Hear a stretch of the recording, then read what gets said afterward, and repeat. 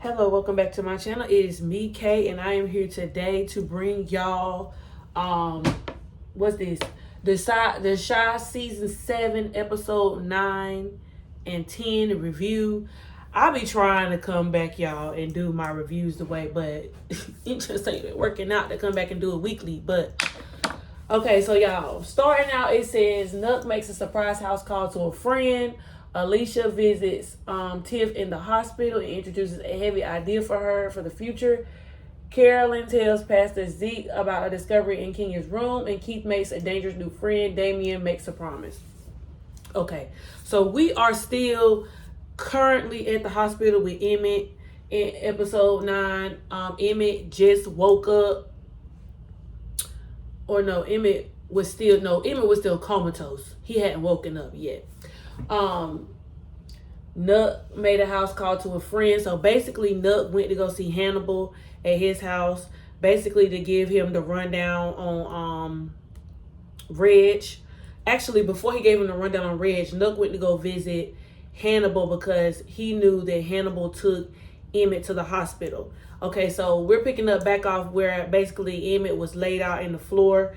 And so Nuck went to go see Hannibal basically to tell him that if you don't do this for me, you will not be protected. I'm protecting you. So basically, Emmett, basically, it goes back to what Emmett said a couple seasons ago when he told Duda if anything was to ever happen to him, he is so beloved, like this, the streets will be hot because something like happened with Emmett. So basically, Reg is pretty much in the hot seat.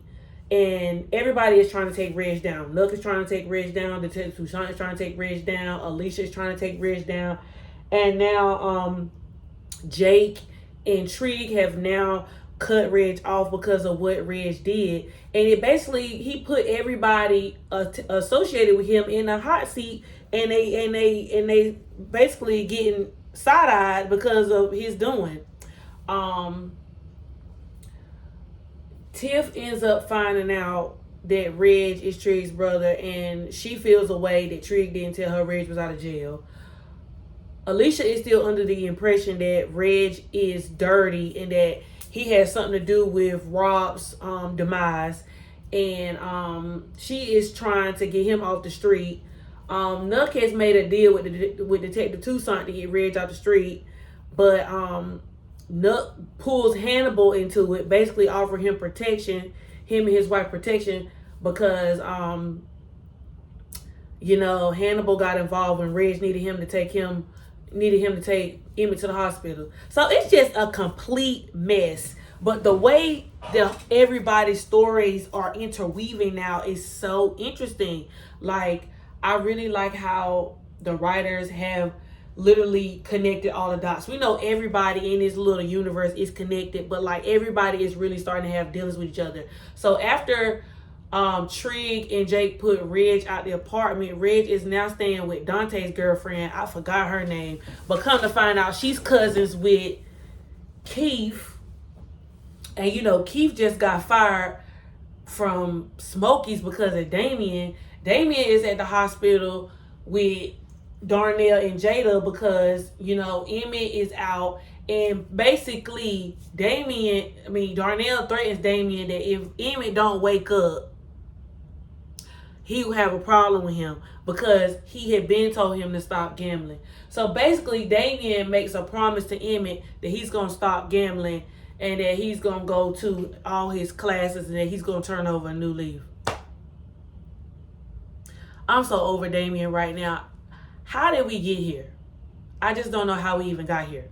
He was just supposed to be here to help Emmett with his books. He was supposed to be the smart brother, not the brother that bring Emmett a lot of trouble. What happened to Emmett is not necessarily Damien's fault all the way, but it's majority of Damien's fault. Emmett was drinking at the time, so he was under the influence. His judgment was poor, but still, if it weren't for Damien, he wouldn't have been in this predicament. Because Emmett is at the hospital with Keisha. Keisha is basically, very all over the place. Like, it's really a lot it's a lot for her and for Tiff, really. One, because they are both pregnant and Emmett is the father of both of their children. But it's just a simple fact that, like, she's trying to keep herself busy, so she ends up going to Smokies. She's at the hospital, but she ends up going to Smokies just to try to help, you know, get Smokies back together because Emmett hasn't been there. And she also takes it upon herself to hire a temporary manager of Smokies just to help, you know, get Smokies back in the moving groove of things. Because of what happened to Emmett, it definitely put things in perspective with Alicia. Well, she already had things put in perspective because the whole thing with Rob, but now it really puts things into perspective. And Alicia has Tiff sit down with a lawyer and sign documents basically saying that if anything happens to Alicia, that Tiff gets everything because Tiff is carrying her heir. What else? Oh yeah, Carolyn. So we meet Carolyn, which is Pastor Zeke's ex-wife. We starting to get to know a little bit more about Pastor Zeke. Now, I wasn't necessarily interested in him, and I thought he made Saints look bad, but now they're trying to give him somewhat of a redemption arc a little bit to me, and I'm not necessarily mad at it, but he did kind of just come out of nowhere, and, you know, Papa's daddy, Mr. Stanley, just had this great disdain for this man, so we're kind of getting to know him. You know, his character mostly was rooted around the church having money, but come to find out in the last episode or two, he lost his church. They didn't necessarily say what happened, but we do know that, you know, there was a whole scandal with him being with the lady of another persuasion, and his following weren't necessarily favorable of that. So I guess we can allude that, you know, because he wasn't making money and the members won't come and he wasn't getting the money, that I guess he lost his church. I don't know. It wasn't really, they didn't really go into deep on it. But come to find out, Pastor Zeke's ex-wife cheated on him. So that explains why he kind of moves the way he moves. But they don't necessarily have the worst relationship. I ain't gonna say they're friends, but they cool. And so she basically tells Zeke that she found a piece in Kenya's drawer. And basically Kenya has been scared, terrified ever since what happened to Zay.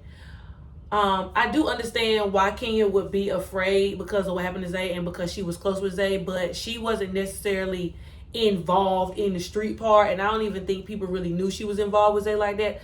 So I really wasn't really understanding her concern, like why she felt like it was so close to her or like she was at risk. But again, I do understand because of the neighborhood and, you know, the current story that is going on in the shop right now. Carolyn basically just tells Zeke that she needs to have a talk with Kenya, and he does want to start being around more. He did offer for Kenya to come and live with him, her and the baby come live with him, but the mama turned that down because basically she was just like, Kenya is grown now, she has her own life, and, you know, her village is kind of here with her mom and her grandma. So also, Keith makes a dangerous new friend. So, because like I said previously, Keith is cousins with that girl Regis dating, they kind of start bonding. Keith was looking for a way to make money, but Reg offered him a position, but Keith was like, he cannot go back to jail. So Reg respected it. But he did hook Reg up with a person to work for him to take aim at everybody that Reg wanted to take aim with, because Reg is still having to lay low, especially with what was going on with Emmett. So it was just, you know, it was a lot going on. Also, I think at the end of this episode, yeah, that's right. At the end of this episode, Emmett starts to wake up and he asks for Keisha. And so Keisha is there. He comes in and he basically is like, where Keisha? He's like emotional. He gives her a kiss or whatever. He asks her to marry her. And then the episode ends. And so then episode 10, which, you know, I think I got the gist of everything for episode 9, I believe. Episode 10 was entitled "The Block Was Hot," and basically it says a harsh reality forces Emmett to reevaluate what's truly important. Pastor Zeke throws a block party to put the pieces down, bringing him closer to Carolyn. Meanwhile, Alicia tries to strike a deal with Detective Toussaint. So it's just amazing how this whole story with Detective Toussaint, the judge, Alicia, and Nook all is working out, because a couple episodes ago, Detective Toussaint said something along the lines with cops and robbers go together. But then it's just like, you working with Alicia and the judge trying to get your son off, because I think her son used to be one of Reg's corner boys or something. He was somehow involved with 63rd. So it's just amazing how they all weave that together. But basically Emmett, at the end of episode 9, Emmett asked Keisha to marry him. And so then at episode 10, we come back to Keisha's answer. And basically Keisha said no, which surprised me, because I just knew that Keisha wanted to be married to Emmett. Like, not to say that Keisha don't want to be married to Emmett, but I just knew because of everything that was going on with them wanting the baby, and him already have been married before. But maybe that could be a reason why Keisha was hesitant. But she said that marriage is serious and that she didn't really want to have a conversation in front of his parents. And so then Jada kicks Keisha, Darnell, everybody else out the room, and that's when she tells Emmett basically that she's dying. That was a lot to, I mean, was it the most favorable time? But, she got it off her chest, and it was just, the emotions was just really high. Let me tell you something. I knew, like, I had been feeling a little emotional, like, across the episodes with Jada finding out, and then her telling Darnell, and then Darnell having to go to grieving partners counseling. But episode 10, like, writers, what are y'all trying to do to the audience? For real.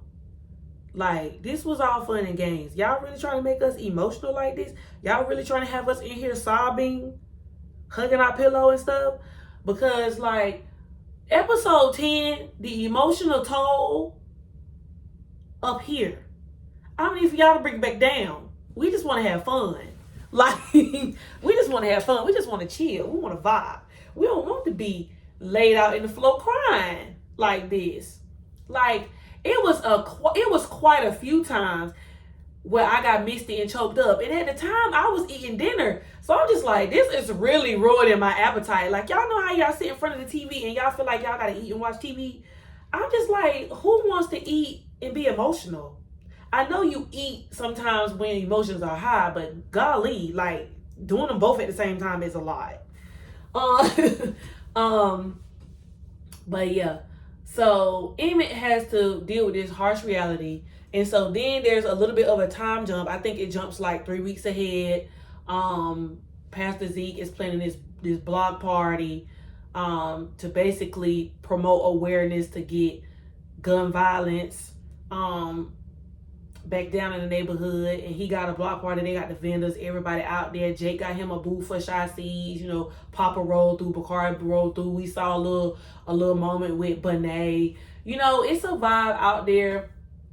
Who else? Oh, not the detective. I don't think she was out there. But Trig is out there, Nook's out there, Tips out there. It's just a whole lot of going on. And so Emmett starts drinking. Now,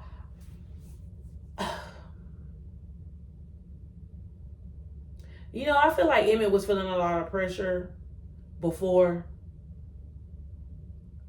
It's a lot going on. He's still dealing with the whole situation with his brother. Then he take his brother in, and then Keisha is pregnant.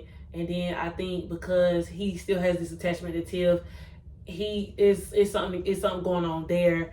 And so it's just, I I noticed throughout the season, Emmett had been drinking.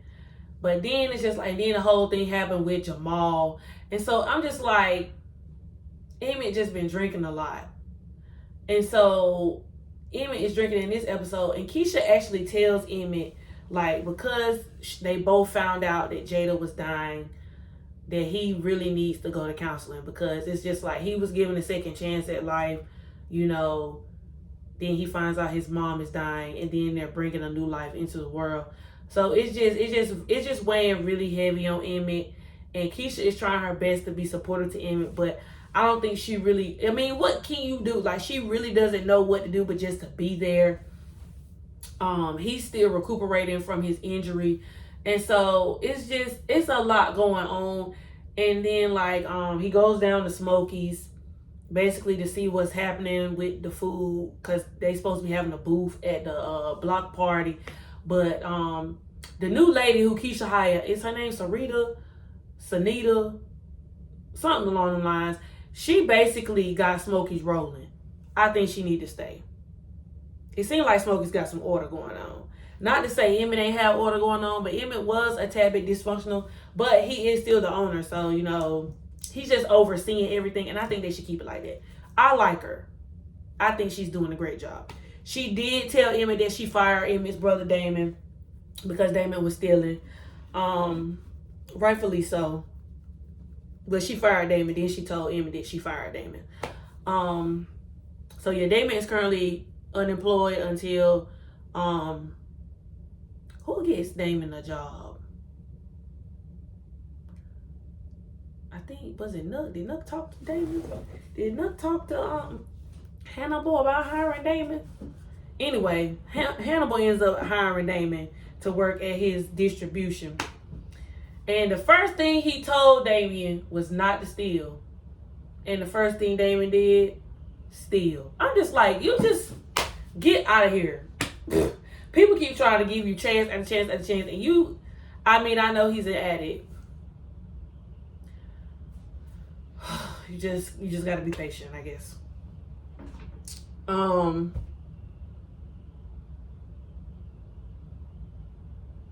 For all my Bel Air watchers, they really are giving Damien and Zuri this Carlton and whatever that girl name was storyline, because Carlton was trying to be clean. I mean, the only thing is Carlton and that girl kind of used drugs, and then Damien has a gambling addiction, and she has an addiction with her body. And so it's just like, okay, it's looking a little familiar. But yeah, they're at the block party. Pastor Zeke and his ex-wife is having a moment. I think she said in a previous episode or 2 episodes ago that I don't know if she was really feeling being the first lady, but I did catch the part where it said she cheated. So it kind of was like they grew apart a little bit, and he put his attention a lot of places, and she felt neglected. But it seems like they're working around the being together again. I wasn't mad at it. They looked good. And he didn't seem to care too much for his wife, the one that Jake had an entanglement with. So I'm just like, she just was up and out the picture. So I'm just like, well, might as well get the family back together. Darnell and Jada did it, so why not them? It's a whole lot going on. Detective Toussaint is outside of the house where Reg is staying at, and Hannibal is still playing both sides. Me personally, I just don't want Hannibal to get caught up. But at the same time, it's just like, I don't know. You know what I mean? Like, my antennas are up for Hannibal, because Hannibal already done been through a lot. With Duda, with Brandon, with Coogie, you know, all of them was cousins. And Kyla Pratt is here now. Like they giving him a story. Like he got a wife, he got a family. So I'm just like, please don't delete Hannibal. Because I feel like it's a lot of people up for deletion by the end of the season. I feel like Hannibal's up for deletion. I feel like Alicia is up for deletion. I feel like Nuck is up for deletion. I feel like Reg's up for deletion. I feel like I don't know, Trent keep talking about his life. He might be up for deletion. I just don't need people to be deleted. Like, you know, it was one season. Matter of fact, it was last season where it was Rob, Pastor Jackson, Duda. It was just a whole bunch of people. And then I'm just like, can we just please have one season where people just live? I just don't want everybody to be up for deletion. Like, and they keep alluding to Bakari, and then he mentioned that he was afraid of dying. So, and then Lene told Bakari that she didn't want him to die again. I'm just like, y'all, please. And then y'all got this Boys in the Hood edit going on next episode. I'm just like, we cannot go through this again. We cannot go through this again. Okay? We cannot go through this again. Where did I leave off? Block party. So basically, just go ahead and wrap this all up. Reg is trying to do a sting operation where he's trying to break into the jewelry store. And so, you know, Detective Toussaint is pressing Nuck about information. And I don't feel like this is gonna end well for Nuck either. Like, Detective Toussaint has a nudge that Nuck is the one who took Rob out. But at the same time, Nuck is pressing Hannibal for information. Hannibal tells Reg knows that there's a snake somewhere. He knows that somebody is telling somebody something, but he don't know who's saying what. So Reg kind of got an inkling, you know, when Hannibal was asking him questions. But then I'm just like, why would Reg be suspicious about Hannibal asking him questions when Hannibal is the one who Reg confided in for all them years that he was in hiding when he was laying low, hiding from Duda? So I'm just like, if Hannibal already hasn't proven his loyalty to Reg, why would Reg all of a sudden think that he got means to be a snake?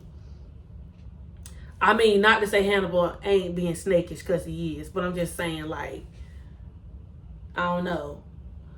And then Reg kind of set them up and sent 2 other people to take the fall for it. So I'm just like, so how is Reg still outside in the street getting people to do stuff for him when he laying low? And then majority of everybody don't even know he is living still. I don't know. I just feel like it's a couple gaps with the story up in them parts. But Reg got some people set up, and then Detective Toussaint texted Nuck and basically said that she got the wrong guys, or his intel won't good, or whatever like that. And then Nuck thinks that Hannibal set him up, but Hannibal don't know. So it's just a whole lot. I feel like this season gonna end off on a cliffhanger, which I hate when seasons end off on cliffhangers, because I just feel like as an audience we deserve closure at the end of a season, and we shouldn't have to wait a whole year to remember the storyline for next season, because this is too much. I can't go back and rewatch all of it again.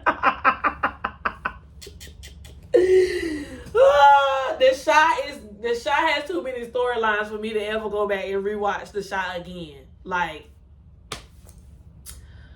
especially when I fully binge watched the whole series like 2 weeks before the new season came out. Like, anyway, I'm rambling. But yeah, so Reg is figuring out that there's a snake amongst him, and I don't know if Reg liked the girl. I mean, not like her, but I don't know if he feel like he can trust her. But that's who Jackie set him up with, and she said she don't miss. I forgot her name. I said Jackie. His name is Keith. did the same thing with Rashad by calling him Teddy, because I be calling him the ATL names. Oh my God, Kayla, please. What else? Meanwhile, Alicia tries to strike a deal. Oh, so basically, Bakari. Oh, let me not skip Benet. So Benet meets up again, and Bakari basically. But this is okay. This is my thing. At this point, Bakari's in school again. School has started because he said his scholarship is revoked. So at this point, it got to be summer, fallish, which means if he left Lene at the house Thanksgiving night, him and Lene been broke up at least 6-7 months, and we had no conversation with them in between, no closure, no addressing the situation or nothing like that until a few weeks ago when Jamal was in the hospital. So I'm like, okay. And then they just run off. They laugh, they giggle, and they run off. So I'm just like, well, what happened? Are they friends? Like, they cool? Like, what's tea? Are we going to see them? Maybe we're going to see them have an interaction next episode. I don't know. I ain't going to dig too deep into it. But Bakari get to school. Oh, so basically, Detective Toussaint, she knocks on Alicia's door and basically tells Alicia that we have the same person in common. They both trying to get Reg out the street. Well, Toussaint tells Alicia that Bakari DNA was found at the site the night Rob was taken out. So now Alicia feels betrayed because she trusted Bakari and she was doing everything to help Bakari. So now I wonder how that's going to work out with the judge and with the professor now, because they were friends with her and they were the reason why she was able to, jump in Bakari's life like that. Anyway, stay focused, Caleb. So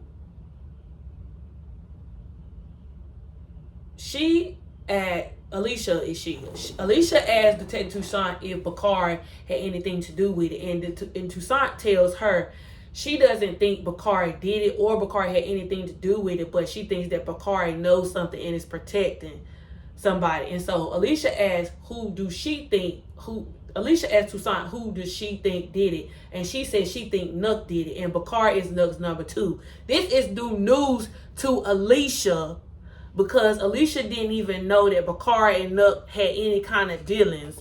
Okay, and I don't think Nuck know that Bakari got dealings with Alicia, or that Alicia is giving Bakari money to go to school and is trying to help him produce his book. So that puts Bakari in a very, very, very, very, very sticky situation, because Bakari is the one who told Alicia that it was Reg, which he should have never said anything to Alicia at all. But he got that excuse from Toussaint when she questioned him the first time, because of course he knows that Nuck is the one who took Rob out. So Bakari then goes to school and finds out all his funds have been denied. He don't have no money to go to school. So he goes to see Alicia, and Alicia was like, basically, if I know that you know who took Rob out, and if you don't tell me who did it, I will off you and bury your body in the backyard herself. I was like, Bakari, my God. Bakari. It's just a mess. That's what it is. It's a mess. I'm just like, now how is Bakari gonna spin this? Because basically Nuck and Zay both had Nuck and Bakari had Zay set up to be taken out by Alicia. But now I'm thinking, like, if Alicia knew that Nuck had something to do with it, why did she out Zay? Because honestly, I think Zay would have threw Nuck under the bus had she just waited a couple more minutes before she got all finger happy. You know what I mean? Like, it's just like, Alicia. I don't know, man. And it just puts Bakari in a sticky situation because it's just like, first of all, how y'all just match vomit anyway? Is it a part I'm missing? Like, how they just automatically know that it's Bakari? Maybe it was a scene where they already had DNA from Bakari already. Anyway, y'all know Bakari got off for, off and Ronnie. So, I don't know. Is Bakari going to jail? Bakari was an accessory to the crime. And then I'm like, dang, they ain't find no cameras. Alicia live over there in that nice, elite neighborhood. Ain't no cameras. They ain't getting no footage. I don't want Bakari to go down because of Nook. I don't know. But now I just don't know. And then Nook kept telling Bakari, we family, we family, we family. I don't know how this finna end. I don't see nothing well coming from this from Bakari. On Bakari end. Especially after that trailer we done seen with Bakari for the next episode, episode 11. But yeah, y'all, that's all my thoughts, I think.